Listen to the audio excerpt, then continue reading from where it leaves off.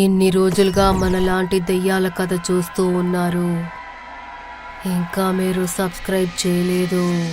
దీనికి శిక్ష ఉంటుంది, ఖచ్చితంగా ఉంటుంది.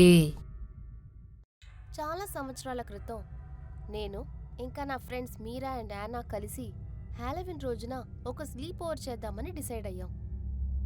మా ఇంటి వెనకాల ఒక పెద్ద గార్డెన్ ఉండేది కాబట్టి అక్కడ బాన్ఫైర్ అరేంజ్ చేసి టెంట్ వేసుకుని పడుకుందామని ప్లాన్ చేశాం. రోజంతా రాత్రి స్లీప్ ఓవర్ కోసం ఏర్పాట్లు చేసి నేను నా ఫ్రెండ్స్ కలిసి టెంట్ ఫిక్స్ చేశాం. బాన్ఫైర్ వెలిగించి బాగా ఎంజాయ్ చేస్తున్నాం. మా అమ్మ నాన్న త్వరగా పడుకున్నారు కాబట్టి ఎవరికీ తెలియకుండా మేము కాసేపు స్నీకౌట్ చేద్దామని డిసైడ్ చేసుకున్నాం. ఇంటి నుంచి బయటికి వెళ్ళినా ఎవరికీ ఏం తెలియదనుకున్నాం. నేను మీరా ఇంకా యానా కలిసి రాత్రి 12:30కి ఇంటి వెనకాలన్న గార్డెన్లోంచి బయటికెళ్ళాం.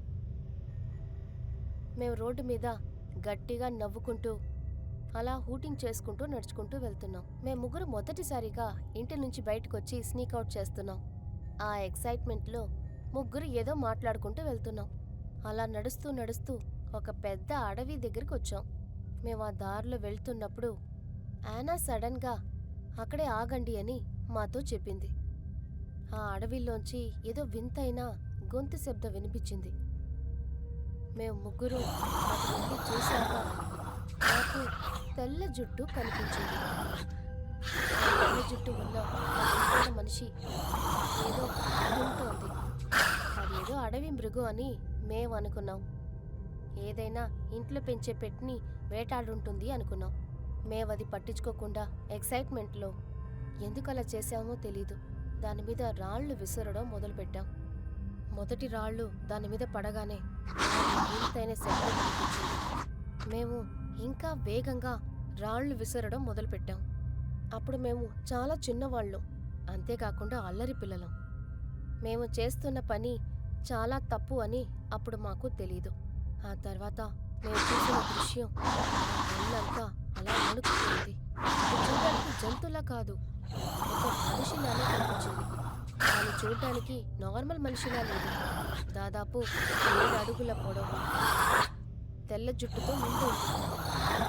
పొడవటి కళ్ళు, అలాగే భయంకరమైన గోర్లు కనిపించాయి. దాని పళ్ళు ఇంకా గోర్లుతో రక్తం కారుతూ ఉంది. చూస్తుంటే ఇప్పుడే ఫ్రెష్గా ఏదో వేటాడినట్టు కనిపించింది. దాన్ని చూసి మేము చాలా భయపడిపోయాం. మా వల్ల ఎంత అవుతుందో అంత వేగంగా పరిగెత్తాం. ఇంటి దగ్గరికి రాగానే తిన్నగా టెంట్లోకి వెళ్ళిపోయి ఊపిరి పీల్చుకున్నాం. మేము దాని గురించి అసలు మాట్లాడలేకపోయాం. యానా మా ఇద్దరికంటే ధైర్యవంతురాలు. ఏది ఆలోచించకుండా పడుకుందామని తను సజెస్ట్ చేసింది. మనం నిద్రపోయి లేస్తే అంతా మర్చిపోతామని చెప్పింది. మేము ముగ్గురు టెంట్లోనే పడుకున్నాం. నిద్రపోవడానికి ప్రయత్నిస్తున్నాం. కాసేపటి తర్వాత ఒక శబ్దం వినిపించి మేమందరం లేచాం. ఏదో మెటల్ కొడుతున్నట్టు సౌండ్ వినిపించింది. యానా ధైర్యం తెచ్చుకుని టెంట్కి బయటకు వెళ్ళి చూసింది. సడన్గా తను అరుస్తూ టెంట్ లోపలికి వచ్చేసింది. మేము చూసిన అదే మృగలాంటి మనిషి మా గార్డెన్ గేట్ దగ్గర నిలబడి ఒక పెద్ద ఐరన్ రాడ్తో మా గేట్ని కొడుతోంది. దాని భయంకరమైన కళ్ళల్లో ఒక విషయం తెలుస్తోంది. అది మా వాసం చూసుకుంటూ మమ్మల్ని చంపడానికి వచ్చింది. అది యానాని చూడగానే ఇంకా భయంకరంగా చూస్తుంది. మీరా భయంతో గట్టిగా ఏడవడం మొదలుపెట్టింది. మేము ముగ్గురం డిసైడ్ చేశాం, క్షణంలో మన ముగ్గురం పారిపోయి ఇంటి లోపలికి వెళ్ళిపోదామని. మేము 3 కౌంట్ చేయగానే వేగంగా ఇంటి లోపలికి వెళ్ళిపోయాం. వెళ్ళి వెంటనే డోర్ని లాక్ చేశాం.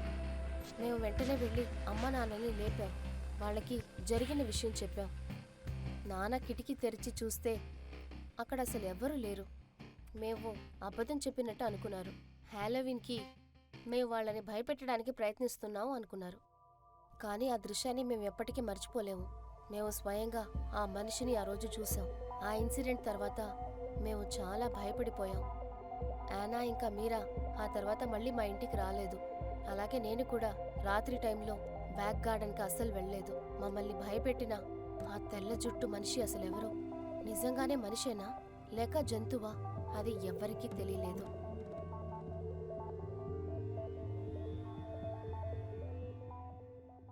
ఫ్రెండ్స్, మన హారర్ స్టోరీస్ ఇప్పుడు ఆడిబుల్ లో కూడా అవైలబుల్ గా ఉన్నాయి. ఇక్కడ మన స్టోరీస్ యూట్యూబ్ ఛానల్ కి రాకముందే మీరు వినొచ్చు. ఇప్పుడే ఆడిబుల్ యాప్ కి వెళ్ళి మా ఆడిబుల్ షోని చెక్అవుట్ చేయండి. లింక్ డిస్క్రిప్షన్ లో ఉంది. ఒకవేళ మీకు ఈ వీడియో నచ్చినట్లయితే మా channel KM Telugu horror tales subscribe చేయడం అస్సలు మర్చిపోకండి.